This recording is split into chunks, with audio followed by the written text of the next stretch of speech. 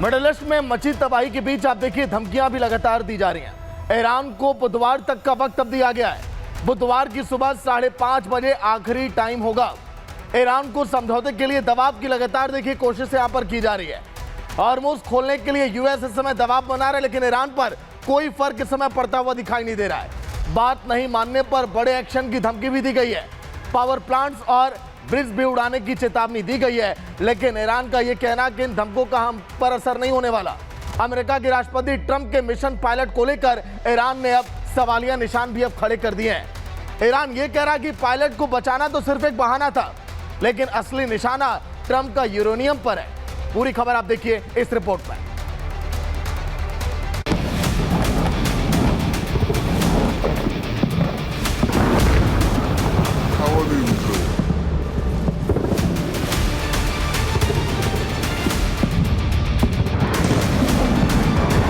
Pilot बहाना, uranium निशाना।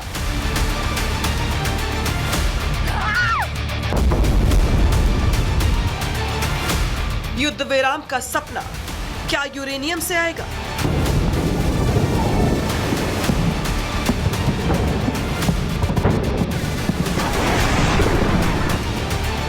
Iran के जबड़े से अमेरिका ने F-35E फाइटर जेट के दूसरे पायलट का सफलतापूर्वक रेस्क्यू कर दिखाया। इस ऑपरेशन के बाद डोनाल्ड ट्रंप ने अपनी पीठ खूब थपथपाई और इसे इतिहास का सबसे साहसी मिशन करार दिया।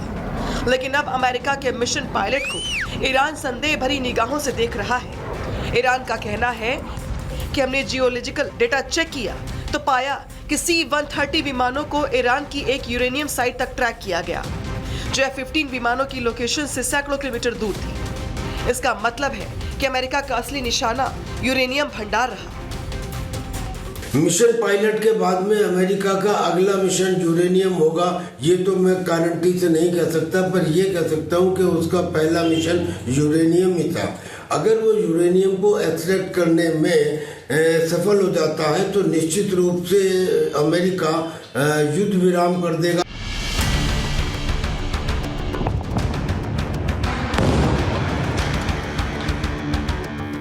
दरअसल ईरान में अमेरिकी स्पेशल फोर्सेस ने खतरनाक हालात में रेस्क्यू ऑपरेशन को अंजाम दिया। ये एक डू एंड डाई मिशन था। ट्रंप ने मिशन पायलट को अंजाम देने के लिए अपने सबसे घातक विमानों के साथ ईरान में एंट्री मारी। अमेरिकी सेना ने HH-60W जॉली ग्रीन 2 बचाव हेलीकॉप्टर, A-10 वॉरथॉग हमलावर जेट, HC-130 बचाव mid air tanker, F-35 stealth jet, विशेष बल और लड़ाकू खोज का इस्तेमाल किया।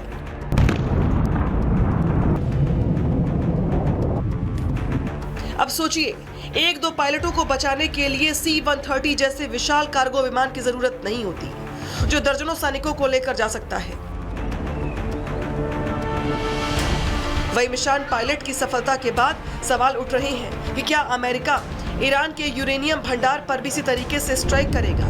संभावना है कि अमेरिका यूरेनियम पर स्ट्राइक करके खुद को वैश्विक रूप से ताकतवर दिखाना चाहे, लेकिन ऐसा करने से ईरान के साथ टकराव और बढ़ सकता है।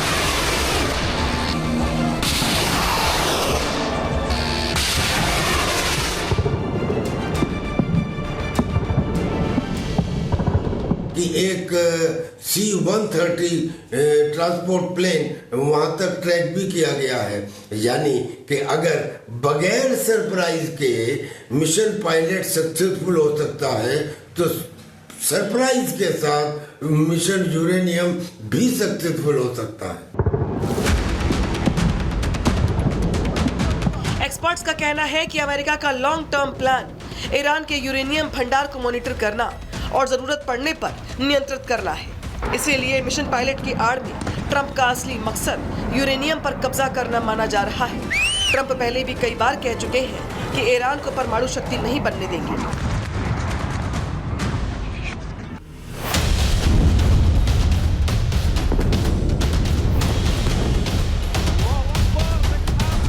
खैर, सवाल अभी भी बरकरार है कि क्या ये सच में मिशन पायलट था या असल में मिशन यूरेनियम। क्या मिशन पायलट अमेरिका की महज एक ड्रिल थी? डोनाल्ड ट्रंप कहीं बड़ी प्लानिंग तो नहीं कर रहे? Bureau report, Republic Bharat.